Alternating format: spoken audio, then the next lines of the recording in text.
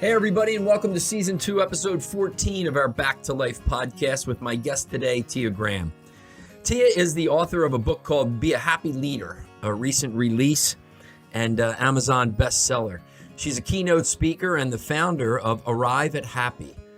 Tia has worked with global companies such as Goldman Sachs, Four Seasons, and the American Heart Association to reduce turnover and drive bottom-line results. With multiple certifications in neuroscience, positive psychology, leadership coaching, and employee morale, she has supported leaders for 5 years through her organization, Arrive at Happy.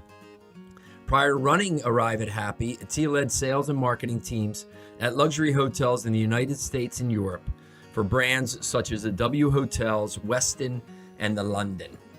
Now, here's what you're going to get out of our conversation, between me and Tia. I did a Google search and I typed in, I just want to be happy. And within 1 second, I got over 4 billion results. And here's the thing, happiness is at the core of Tia's methodology and what she teaches and how she coaches. And the key is, and we've all heard this before, that you can choose happiness. And I'm like, right, okay, sounds great. Talk to me about how I make that choice. What you're going to get in our conversation with Tia is the how. How do you make the choice to be happier in terms of your physical self, your social self, your mental self, your spiritual self, all those different dimensions that we have. She talks about the importance of possibility, especially when we're stuck, to look over and ask ourselves, who do I want to be and what's really possible for me? She'll outline for you very quickly her 8-step methodology to be a happy leader. And we'll talk specifically about 2 of them. One is called Start With You, and the other is to master your mindset. So sit back, listen, take some notes on this, and I think you're going to enjoy listening to Tia Graham talking about happiness. Hi, everybody, and welcome to our episode with Tia Graham. I am delighted to have her here, and I think, as I mentioned in the intro here, you're going to get an awful lot of value and an awful lot of insight out of what Tia has to offer to us. So Tia, thanks so much for being with us. Thank you for having me. Yeah. I think your subject that you write about and that you study and you so wonderfully speak on, this notion of happiness is something that probably is at the top 1 or 2 of the list, I would say, for people. I did a quick Google search and I just typed in, I just want to be happy. And in less than 1 second, there was over 4 billion results. And I'm going, okay, so there's happiness. Why is happy at the core of the work that you do? Oh, that's a great question. It's a core because at a really young age, I actually learned from my father after he was going through a very, very difficult time. Mm-hmm. I saw him choose happiness. I talk about this story in my book. And so I learned at a really young age that it is a choice. So throughout my life, I'm now 42, I would say from my adult life, the past 22 years, I have been very intentional about designing my life and making choices to increase my happiness, or when I'm going through a really challenging season or really challenging year, of having this internal compass of, okay, how do I get back there? I know that I've been there before. What do I need to do to get back there? And I led teams in the hotel industry for 14 years, and I always felt that this was an honor and a big responsibility. And so I wanted to be as much of a positive leader and a positive influence on these wonderful human beings that I got to work with. Right. So happiness at work has always been really, really important to me. And, and then I know we're going to talk about the research point too, but yeah, it's been just a huge part of how I've lived and how I've worked. And I want to, to support other people on their journey. Mm-hmm. That is cool. So little history there. And in reading your book, Tia's got a great book that just came out, a bestseller, Be a Happy Leader. Stop feeling overwhelmed, thrive personally, and achieve killer business results. So anybody looking for a good read out there, go ahead and get it. Now, when I saw this, though, being a happy leader, so many times, Tia, people think about, a leader and we go right to, oh my gosh, I work in an organization. I have a team of people. They report to me. I have to do their yearly evaluations and all of that. And that's great for people that may be listening right now. And they say, yeah, I want to be a stronger leader. What about the other people that go, well, I don't lead in an organization. Why should I listen to Tia and Danny? Yeah. And I know we chatted a little bit about this as we were getting to know each other. So I truly believe that, everyone is a leader. A leader is someone who has influence over other people. So you can be a leader in your family. You could be a leader in your church, in your local community. Yeah. And it could be in an organization. It could be with, a school organization. There's so many different areas of life where we lead. And so this book has a lot of information for humans. It's not necessarily you have to be a leader in a corporation. The majority of the work I do is with leaders in organizations, nonprofits, et cetera, and companies. And so there definitely is strategies in there for if you're leading a team of people at work per se, but you're definitely going to get a lot out of it, even if you're not in a corporation. Yeah, I think so. I certainly, as I read it, right away, I was reflecting on myself. And I certainly agree with what you say there. We're leaders in every aspect, even when we leave our homes, because as you said, if a leader is somebody who influences somebody and supports them, I guess, towards a goal or towards an outcome. We have an awful lot of opportunities to do that without the formal title of, a leader or VP or boss or something. Yes. Yeah. You talk about strategies. Before we get to strategies, because strategies are, what's going to help us get out of a rut or a funk or a lower level of happiness and joy and satisfaction. How do people know that they're kind of in that rut or funk? Is that just something that they know? What do you think about that? Because some people just go through the motions and they might, anytime I hear people, I'll say to somebody, hey, how you doing? And they go, living the dream. Or another day in paradise. I'm thinking, oh, absolutely. It's probably the opposite for this person. Right. Anytime they use that. So talk to me about the recognition for people to go, wait a minute, man, I'm not where I need to be. And there are some strategies. Let's talk about that first. Yeah, that's such a great question. So the first place I go to is understanding that there are so many different emotions, and a happy life is not one where you're just feeling joyful and excited and in love all the time, 365 days a year. First of all, that doesn't exist. I'm a happiness expert. I'm a pretty happy human, and I don't feel joy 365 days a year, so that's the first. There's myths and misconceptions around happiness and a happy life. So I just want to set the record straight that there's no such thing as constant joy. That's not the goal that we're going for. Right. So when you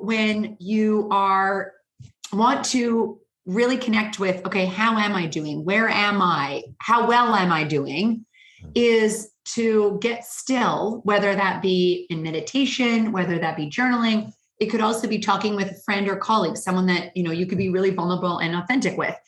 And to start asking yourself the question of, how am I feeling? If I think about the last few days, I think about last week, I think about the last month, what emotions have I been feeling? And say it out loud, write it down. And you're probably going to have a mix. You're going to have some that are painful and unpleasant, and you don't like to feel those. And then you're going to also feel some of the pleasant ones. And I always say the goal is you want more of the pleasant than the painful, but the goal is not to have no painful. Right. So that would be the first place that I would suggest to start is just getting still and clear on, what am I feeling? How much am I feeling of stress or calm? Right. And start there and just kind of tune into what are my emotions and how much am I feeling of these? Nice. Yeah. And I think that has to be in that stillness that you talk about, because when we're out in the world, just going a million miles a minute, we're not really conscious of those feelings, I think. Right. Yeah. Right. Yes. And it's easy to just keep going fast, go, sure. But having that check-in point. And I will say, first, for the people listening, because you just said something really valuable, for the people that just go, if you don't create the space to check in. And if you're not thriving and doing well, your body will tell you. Yes. Your back, your headaches, maybe sleep, it's going to manifest in your body. Mm-hmm. And then that's going to be a stronger indicator of, okay, I need to pause and do some evaluation of what's going on. Mm-hmm. Yeah. I've always found myself too, in addition to that is, I just lose my focus. You might just spill things in the kitchen, in the car.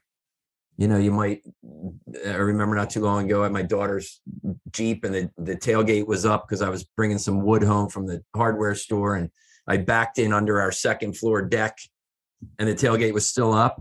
Yeah. And, did a nice job of smashing that. And, I just, as I reflected on it, I'm just not present because there was a lot going on in my life. And I had a lot of those feelings of, not necessarily anger, but just those feelings of, oh my gosh, so much going on. I'm a little bit stressed right now. I'm a little bit nervous about this. I'm scared of this happening. And I think it's important too, to just observe, if you're not present, in your life every day. Yes. I just interviewed someone yesterday, a meditation expert. And even if you do guided meditations or just sitting quietly, but just the noticing of what's going on. And we have so many distractions that make it easy to not do that, right? Our cell phones, sure. What's, Netflix, all, social media, all of these different things that make it easy to not sit still, because there's all of these, dopamine hits that we can get in other places that feel better in the time, but actually aren't helping us in the long run. Yeah. I hear you. Absolutely. So, I'm a big advocate of being still, right? Meditation. And I think our world would be much more gentler, calmer, full of love if more people did that. I had a great, who was your meditation person that you just had on? Serena Jane is her name. She's in North Carolina. Okay, cool. And that's your we'll talk about it later, but that's your podcast, right? Yes. Okay, cool. We want to make sure anybody listening right now, want to make sure they get over to that, because I'll check that out for sure. So we get into a funk in life, right? And we're experiencing more negative emotions or feelings than the positive ones. So we go, okay, what do I need to do with that? What are some strategies that people should, you talk about your toolkits and strategies and skills to move back towards more happiness and, more joy. And more joy. Yeah. So the first part is remembering and reminding yourself that so much of your happiness and your joy is based on your choices. Mm-hmm. So I would say, when life is challenging, it feels like life is just happening to us and it's out of control and we're out of control. Mm-hmm. So that's the first step, is knowing that you make thousands of choices every day, and there are choices that you can make, proven choices that increase your happiness. That's the first step, is knowing. Just know that. Okay, just know that, right? Just know, I am in a lot, the research shows about 40% of our happiness comes from our choices. So that's a lot. On average. So that's the first step. The second is the very first place is what you're doing with your physical body, which we touched on before. So I always say, if you're not sleeping 7 to 9 hours a night, every night, if you're not eating 7 to 9 servings of fruits and vegetables a day, drinking water, exercising at least 4 to 5 times a week, and then meditating. So that's your meds: meditation, exercise, diet, and sleep. Yes. If you're not doing those, it's going to be very difficult to be in a positive, optimistic, happy state of mind. So you must start there with your physical body. Mm-hmm. A few other strategies are connecting with what's giving you meaning and purpose in your life. Mm-hmm. So where do you feel that your life is meaningful and purposeful? And then ask yourself, am I spending enough time doing meaningful and purposeful activities each week? And the really cool thing is that the research shows you only need about an hour of really meaningful, purposeful activity in your week, and it creates a halo over the rest of your week. So connect to what gives your life meaning and purpose, and see if you can put some more focus and time there. Just 1 hour out of 168, right? Yeah, exactly. And if you could do more, that's great. But I would say if you're feeling like, I don't know, does my life, what's the purpose of all this? Yeah. Start with an hour. Yeah, start Yeah. with an It's really not that much, right? hour. No, I was absolutely shocked. I was like, that's doable for people, whether it's, sure. during the week. Yeah. Absolutely. I would prescribe increasing the time that you spend with friends and family. Yeah. So the number one predictor of happiness is human connection. So even if you can increase 30 minutes, whether that's a Zoom call with your siblings or it's going for a walk with a friend or family member, try, increase the amount of time without technology. Right. You're not looking at your email while you're doing it. Right. And another strategy, I have a lot, but I'll give one more. Another strategy is to think about something that you want to learn in the next 12 months. Think about how you want to grow. Could be professionally or personally. Could learn guitar, you could learn how to write a book. So think about something that you really want to learn and then put 30 minutes of learning time in your calendar each week. If you could do more, great, but start with 30 minutes where you are learning something new that you do not know, because learning is directly connected to human happiness as well. Yeah. Yeah. That's cool that you're saying that because, last year, as you and I talked about last year, for many of us speakers and things, the first year of COVID was just crazy. Yes. And, we got a lot of virtual work, which was cool. And then the second year was just like, people still weren't having in-person meetings. And then they were kind of Zoom called out. So it just seemed that, for me, and when I talked to a lot of other people, the businesses, you really had to work, to continue to drive some revenue in your businesses because, your normal events were not there as much. So it's interesting. When I did my vision this year, one of the things I always thought about doing for many, many years was taking acting lessons. And I thought to myself, what, damn it, I'm going to do that. So I went and visited this guy, and I'm going to start, I think March 7th, just because of some conflicts and all. And it's interesting because I told my wife, and I was kind of scared to tell my wife. She kind of looked at me and she's like, okay, and where is all this heading? And I said, no, I said, I've always wanted to do it. I think it'll just be fun. Yeah. I think it'll just, I want to learn. And, that's cool that you say that. And I'm excited to do it, No, and the fact that you think it's going to be fun and you're going to meet people, you're going to be out of your comfort zone. Yep. I think that is so fantastic. I have on my vision board to learn how to play acoustic guitar. I've always wanted to learn how to play guitar. So nice. It's another reminder. I'm like, I need to find the guitar teacher because I'm doing it this year. So yes. Yeah, I would say, yeah, put some more learning and just, be a student and open up your mind, more curiosity. Right. Well, these strategies that you talk about are so, I know they're so powerful, yet they're so like common sense, right? Yeah, but common sense is not always common action. You got it. Yeah, well said. Yeah. No, you're right. You're right. So I'd encourage all the audience right now as we're moving through, because there's so much good content in here. I don't want to miss anything. Everybody just listen between, your exercise, your nutrition, your sleep, and your engagement with your social networks and your ability to learn something new. Just pick one of those that you feel has an opportunity to grow a little bit stronger. And, maybe you buy, some more fruit and get it in the refrigerator, or, you Google and try to find out something about guitar or acting or another language or pottery or whatever it is. That's cool.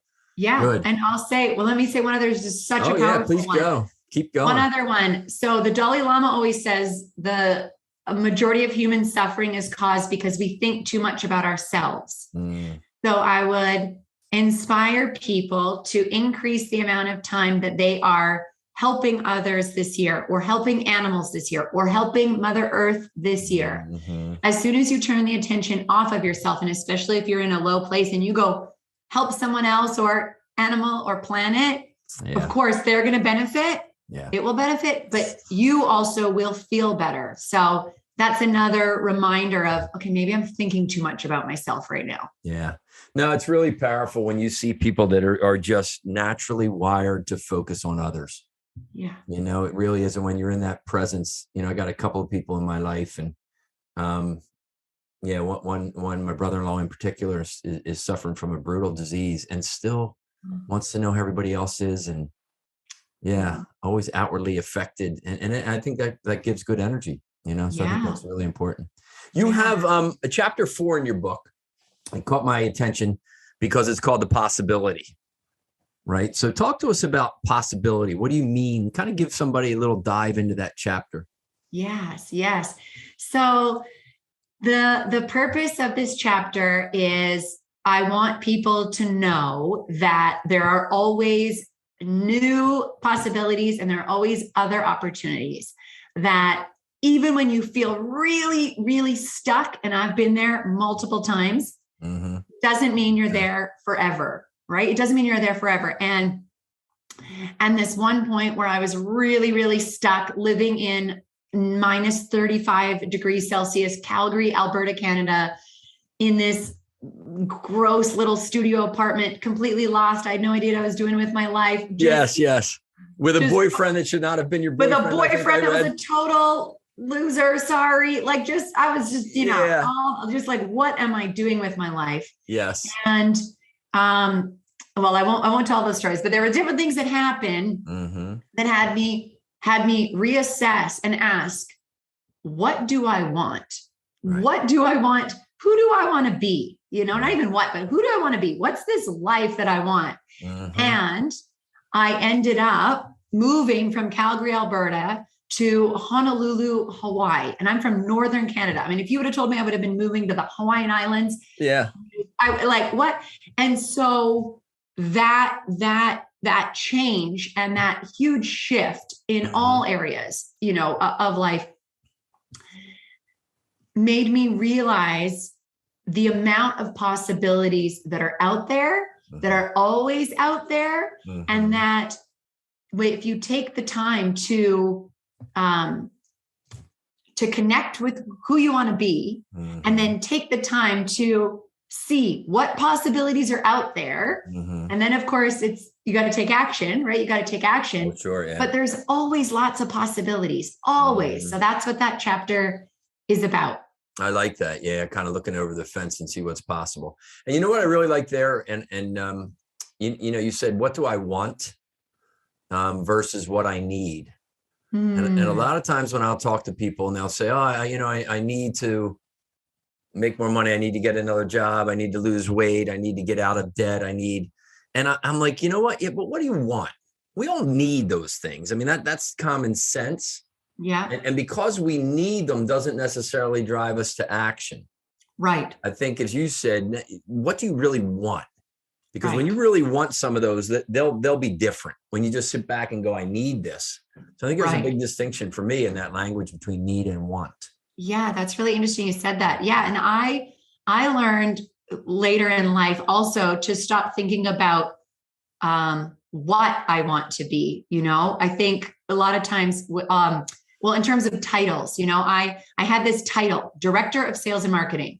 I had that same title for 14 years in different cities, different countries, groups of hotels, but that was my title, Director of Sales and Marketing. And I was so connected to that title, connected actually, because it was what I did. And, so I think that's another is, if we can disconnect from the titles and, even like you were saying, I want this job or this, and it's really about who do you want to be and what do you want to do as opposed to, titles, accolade this, because sometimes we chase things because we like the idea of it. Yeah. I think it's not so much of, you're not what you do. Right. You're who you are in the how of what you do. So how do you lead sales and marketing, right? That's who you are. Right. And I think that's pretty cool, that not what do I want to be, to who do I want to be?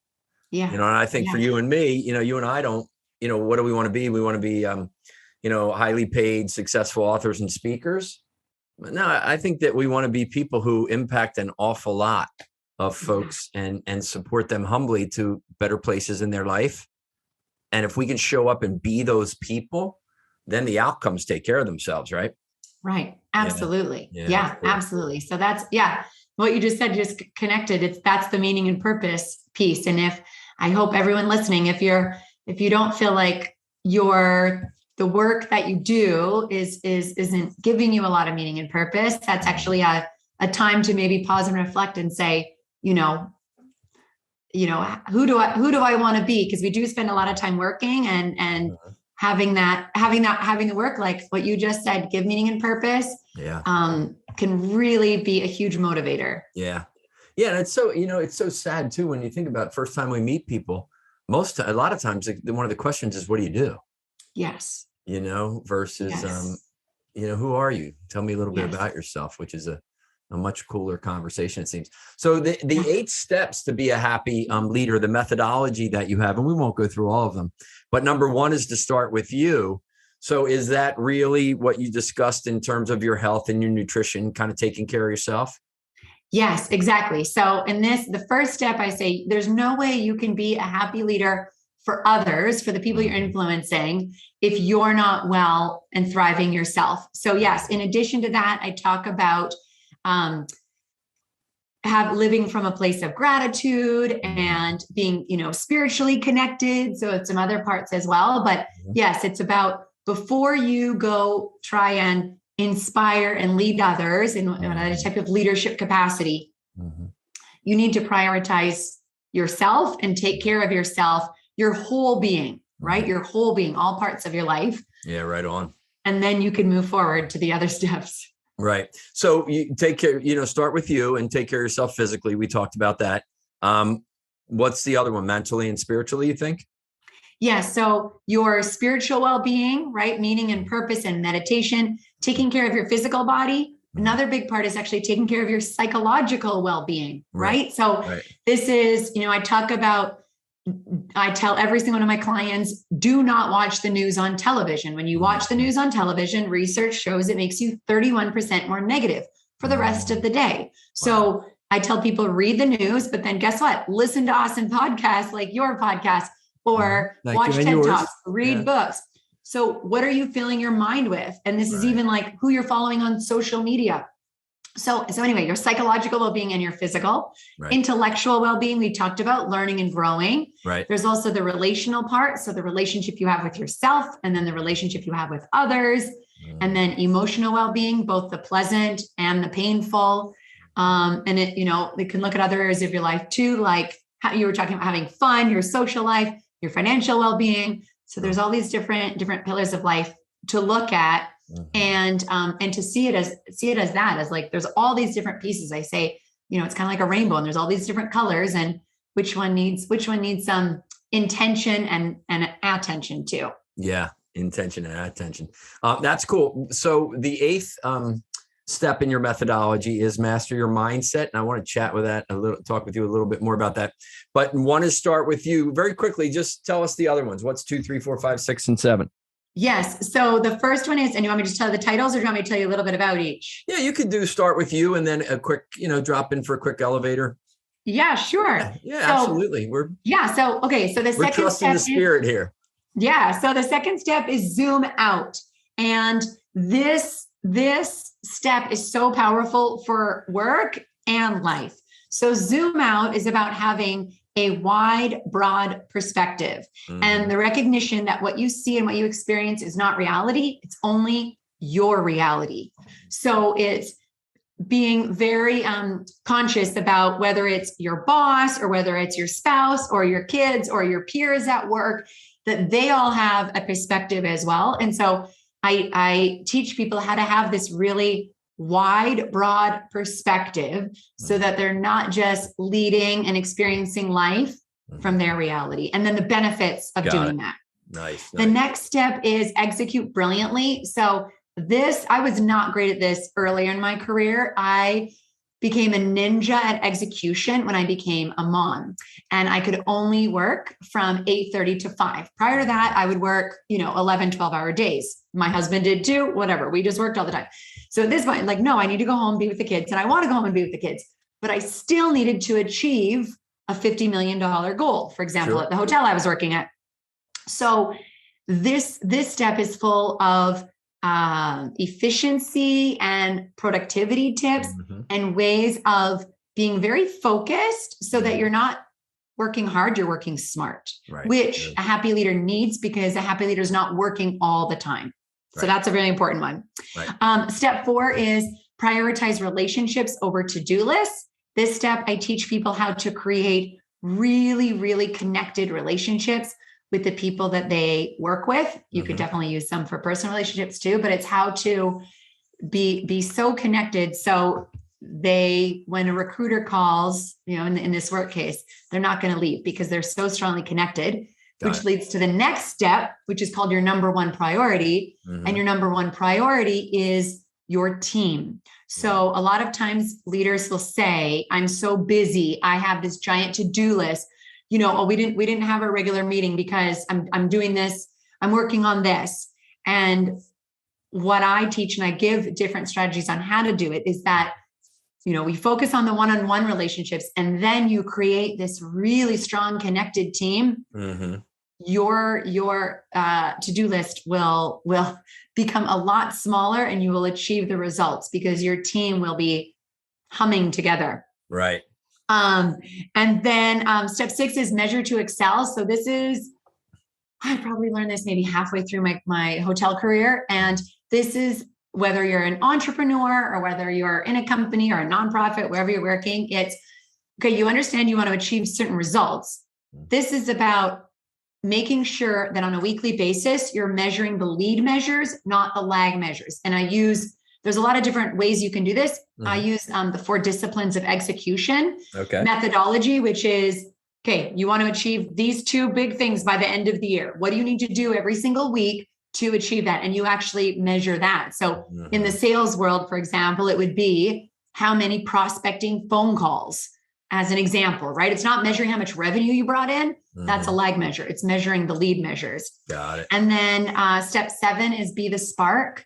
So this is, I talk a lot in the book about emotional contagion and how, as a leader, whether you like it or not, everyone on your team, virtually or in person, and this could be family and relationships too, personal relationships, feels your energy. Whether we like it or not, we feel each other's energy. Oh yeah, we do. And emotions, right? So this is about how to bring positivity and how to bring optimism, not toxic positivity where you're like, everything's great every single day. No, you're authentic, you're vulnerable, you're real. If there's huge challenges going on, of course you're talking about that, but it's about how to be this spark of light that energizes others and that lifts others up. And then the last step is master your mindset. And it's about, again, reminding yourself that so much of your journey in your life is based on your choices and how you want to move through the world. It's also about being curious, being open. I talk about having a bias towards innovation, just, being open to new ideas and to always be working on yourself in, basically you're never feeling like, oh, I know everything. I got it. It's like, no, you're this continuous work in progress. So kind of like being an eternal student actually is part of that mindset piece also. Yeah. Mindset's certainly a popular word in corporate it seems to me over the past 10 years or so. And a woman named Carol Dweck, you're familiar with, wrote a book called Mindset. How do you define mindset? Like when somebody says to you, what's this mindset thing? How would you just define it? Yeah, for me, I don't know the actual like Webster's. I don't know that other, but for me, the mindset is your thoughts and which connects to your beliefs about life. Right. And it's also about, I think mindset is also about focus. So for example, because I teach a lot of people about positivity and optimism is, I use the example. You could wake up on a given morning and focus, your mindset can focus on all of the things that are wrong with your body, in your family, with your work, with your government, in your community. Another person could wake up, very similar situation, and choose to focus on what's working, what's going well, where are there opportunities. And so, and we, just like a muscle, we can strengthen to have a more positive, optimistic, strong mindset. And like you said with Carol Dweck, a growth mindset, of I can continuously get better. Right. And I can move through challenges, really. So yeah. Yeah. And I can move through challenges. And one of my favorite mindset teachers is Shawn Achor. So Shawn Achor is a really popular positive psychologist from Harvard University. He has a lot of great books. One's The Happiness Advantage. And one topic of his I teach a lot is called falling up. You know, when a huge challenge comes, do you want to fall down or you know, he calls it the third path, where you're intentional and it takes effort. Like what we're talking about is not easy, but that you can actually become stronger, wiser, better from a massive challenge. Right. But it takes work. Just like, you know, if you want to get stronger by going to the gym, you have to work on your mindset. Yeah. Yeah, no, I think that's good. Shawn Achor's work is really good too. I love the story he tells. Some you've heard it for sure, but for those out here, you know how we reframe things. Yeah, he was playing with his young sister on the bunk beds when they were younger, and she fell off, and she kind of landed on all fours, and she had this moment where her mouth was open and she was ready to let out this brutal scream, and he knew he would get in trouble because big brother, like, and he says, "I can't believe it," and she's like, "What?" He said, "You're like, you landed on all fours. You're like a cat." I think he called her a cat or something like that. Or unicorn, I think he said. A unicorn, right? And totally now this little girl that just fell and is probably experiencing a little bit of pain. He just shifted very different for her to see it. And I thought, oh man, and he's a brilliant speaker as well. He's so funny. And yes, you know, he uses humor well. Yeah, I think mindset is so powerful for us. It's that, you know, the event that takes place, and then it's our perspective about it. And then it's, you know, the consequence is going to come from that. I think it's so tied. Yeah. You know, our daughter, we have 3 beautiful kids, and our youngest daughter is a runner at University of Penn. And I just, the other day, she got put, she was having a great indoor meet, and, you know, just try to give people a real life example. She was in the fastest of 3 heats with some really good college runners and also 3 pros. So when I got her, and before the race, I just looked at her and I kind of looked into her eyes and told her I loved her. And I said, you know, you're in the fastest heat with 3 pros. What do you want to tell yourself about that? I'm in the fastest heat with 3 pros. Oh my God, I'm going to come in last. I shouldn't be here. Or, oh my God, this is so cool. I'm going to see how I can hang with them. Yeah. Same thing. Yeah. Right? Oh, Same you just thing. gave me goosebumps. Yes. Yeah, she had a really good race too. She got a PR. So that's awesome. Yeah. I want to also say though, that recognize that our brains have a negativity bias. Our brains want to go negative more than positive because of human evolution, fight or fright. And that, that when, let's say, I don't know, an example, okay, your daughter, perfect example, right? So maybe her brain could be feeling really, really anxious, worried, maybe fear, maybe some doubt, right? All of that too. And that also that's okay. You know, I think it's also an openness and an acceptance of whatever's happening in our life, right? Emotions are it's information.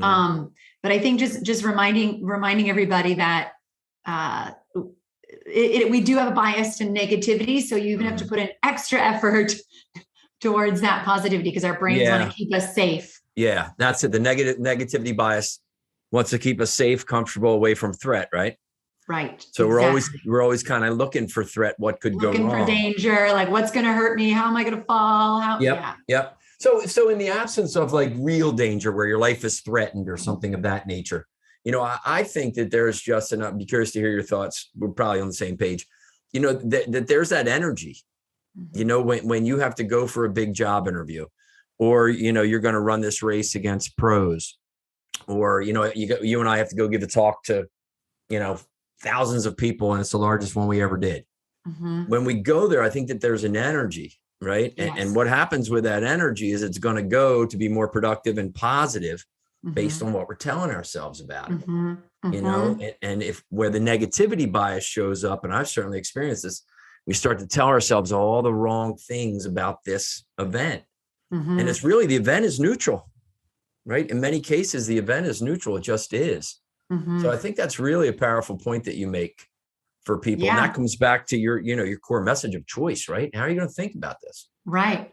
And what you're making me think also is during those times before a big talk, a race, job interview, is really tuning into your body. And those butterflies could be signaling fear to your brain. Those butterflies could be signaling, excitement and like, wow, this is such a cool opportunity. You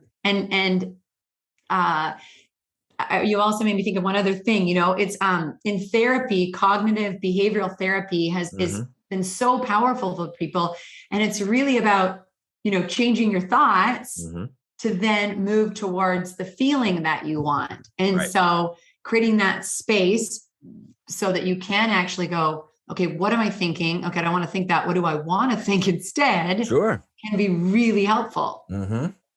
Yeah, it's just, you're going for a talk, you and you're sitting there going, oh my God, I hope I don't screw up. I hope they like me. I hope I get a standing ovation, or I hope people don't walk out or they're not looking at their phones. Right. Or then that's what many of us, speakers, when, we can go to that negative, or we can go, man, what a gift for me to have this many people where I'm going to show up humbly and look to support them on this journey of life. You're pumped up then, man. Yeah. You don't give a shit if you mess up a few times, or if two people walk out. You're not focused on them. You're focused on all the other people that are not still focusing there. on yourself. Yeah. It's like that servant mindset. Yes. I love it. We have no idea why they walked out. They could be dealing with a big family trauma. Yeah. And we go, oh, they don't like me. They're walking out. So it's just all those stories that we tell ourselves. I think what's key though in your work is, because the way that we think and the narrative that we tell ourselves about our events is so important. And you were talking about meditation. That's what people will say to me. I don't have time to meditate. I don't have time to sit there and do nothing. And I'll say, but you understand, when you sit there and you understand then that, wow, these thoughts are showing up and I'm not my thoughts. I'm the thinker of them, because they're coming and they're going, and they're coming and they're going, and they're coming and they're going. Then that's going to help you when you're out in the real world and you have that situation with a race or a difficult conversation or a big talk or a job interview. It gives you the ability then to have that little pause in between input and response, which is going to generate your feeling and all. Yeah. So that's why I tell people meditation is great, because it trains you to be more present when you're out there in the real world, so to speak. Yeah. Yes. Yeah. No, because of our, I call it monkey mind. I'm sure there's lots of other, ways to say it, but just the monkey mind with the thousands and thousands of thoughts. And it's very easy to be thinking about yesterday in the past, or what's going to happen tomorrow, or are they, even that example of you said, oh, maybe people are going to walk out. That's the future, right? And you can't control it. So yeah, it is. I agree. It's very powerful of just you having that practice. Yeah. That's cool. The last, before we get, Tia, I certainly enjoyed this, and I know you and I can chat, and I look forward to our paths crossing at some point. Maybe we'll share a stage together. How's that for a cool? I would love that. That would be cool. Before so cool. I ask, to kind of wrap up and where people can find you, and a couple of 2 or 3 things that you would offer people to really, really be aware of, kind of wrap up our whole conversation. One, in your book, you talk a lot about that belief in yourself. How important is that? Oh gosh, I think it's extremely, extremely important. To have motivation and to take action. And even, we're talking about of being conscious of choices and knowing how much control you have. Belief in yourself is connected to all of that. And, beliefs come, it's in the mind, right? We're talking about thoughts and the belief thoughts that we have. And it's all also connected to happiness. I think if someone, I come to think of I study with Dr. Tal Ben-Shahar from Harvard University, and he talks about self-perception theory. So the way we perceive other people, right? You look at someone and go, oh, they're very successful, or, oh, they're not, whatever, they're a good mom. We actually have a perception of ourselves. And so if right now, if you're listening and you're feeling, my belief in myself is not where I want it to be, I will say, start acting how you want to act, even if you don't believe it, and you will start changing the perception of yourself, So think about a way in life that you want to be. Maybe you want to be a more romantic spouse, or maybe you want to be a more inspirational leader, right? And those of think about, okay, what actions go with those type of people, and what are some actions I can do so that I can start perceiving myself to be that. So the last thing you want to do is just keep thinking about it. I would say, no, start taking actions, and your belief in self will rise. Right. So take action. It's almost like you asked earlier, who do you want to be?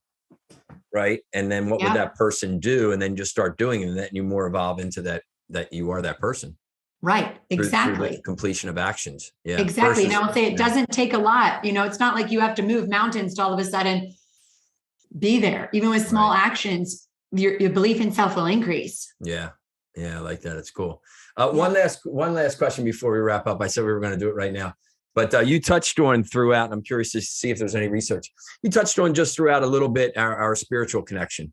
And that is to me, I guess, would be a belief in something bigger than this. And we don't have to get into all the different ways, religions, gods, Buddhas, whoever.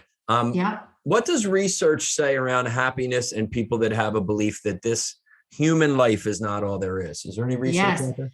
Yeah. So the research, again, this is from Dr. Ben Shahar, is that he showed studies that show that religious people of faith, are slightly happier than those that do not. Now, is it because of a belief in a certain God? Not necessarily, right? If you think about what religion and belief communities bring to you, have community. Usually they're helping others. There's all of these different positive aspects of it. I haven't seen any research. I want to speak on, like, if you're atheist, I don't know anything of that, but having a spiritual practice, and this could be your own. It doesn't have to be connected to a religion, right? It could be that sitting in prayer and connecting to the bigger universe, and it could be connected to a certain religion. Definitely has benefits, and actually kind of ties into zooming out piece, where you recognize and feel that we're all interconnected, and that you're never alone. And whether it's meditation, whether it's prayer, and then that community piece, are all really, really valuable, and definitely connect to happiness and your well-being. Yeah. Yeah, that is cool. I agree 100% with that. So, Tia Graham, I have enjoyed our conversation. I appreciate your time. Everybody, the book is Be a Happy Leader. It's available, Tia, where? Amazon, Barnes and Nobles, bookshop.org. I have, audio, paperback, all the, and good. If you can get books, you can find it. You can go find the book. That's cool. Where else can they find you? What's the best one or two places to find you out on the social media world? Sure. So my website's arriveathappy.com, and my Instagram is arriveathappy. I'm pretty active there. Okay. And then I have YouTube and LinkedIn, I would say, are the other places where I'm sharing a lot and connecting with people. Okay. Best place to go if somebody's interested in your speaking or workshops? Website? Arriveathappy.com. Cool. Okay. So here's the last wrap up then. You are having coffee or a glass of wine or a beer or whatever with somebody, and you're never gonna see them again. You're kind of off, and they say, "Hey, Tia, great. Wish you all the best. What are 2 or 3 things that I should really, really be aware of in life? There's a lot. I understand there's a lot I should be aware of, but what 2 or 3 basic principles do I really want to, kind of practice in my life? What would you say to them?" First of all, good question, and I'm glad you asked. So I would say human connection, and the people in your life, the more you can invest in them and spend time with them, the better they will be, and the better you will be in all aspects. I would also say that remind yourself, I do this daily. Remind yourself that you're mortal, that tomorrow is not a given, and to stay connected to how precious and special and short life is, the life that you're currently living, of that you woke up and you're breathing, and you are really, really lucky. That's the second. And then the third, I would say, is around helping others. If you can help others, whether that's, again, animals, planet, people, all, but if you can increase the amount that you can help others, the world needs it. And Yes. actually, it'll make you happier. Yeah, I love it. I love it. Those would be Well, the- thank you, Tia. This has been wonderful. I'm sure folks got an awful lot of, practical insight they can begin to experiment with. So, Thank you. yeah, wish you all the best. Thanks so much. You too. You got it. And everybody out there, thanks for listening until our next episode of Back to Life podcast. And as Tia touched on, we come back to life every day. And our goal here at the podcast is to bring you wonderful guests that provide support for you and insight, where when you come back to life, you move towards a whole lot more happiness and fulfillment and gratitude. So we'll see you next time. Go ahead and comment on this, share it with a friend, like it, and we'll see you next time. Thanks a lot. Well, if you're like me, you have a lot to think about after that conversation with Tia. And if you're a note taker, my guess is that you took an awful lot of notes. I think it was really great to listen to her talk about the choice of happiness and then tell us really the simple ways that we can do it in terms of what we do with our physical self and our emotional self and spiritual self and mental self. I think it's just really, really practical insight that we should all, kind of take inventory of and begin to experiment with. I particularly like the conversation around mindset that she spoke of, and also the importance to be still and to engage in some type of meditation. So I'm sure you got a lot out of this. I want you to go and experiment with it. I want you to comment here, follow us, post it out somewhere else, share it with some people that you think it may get some benefit out of it, people that you care about, people that you love, people that you support. And until next time, just remember, it's all about living a life of fulfillment. That's why we're here. And we got to continue to grow and learn and move more towards that fulfillment. So until next time, peace. I wish you all the best.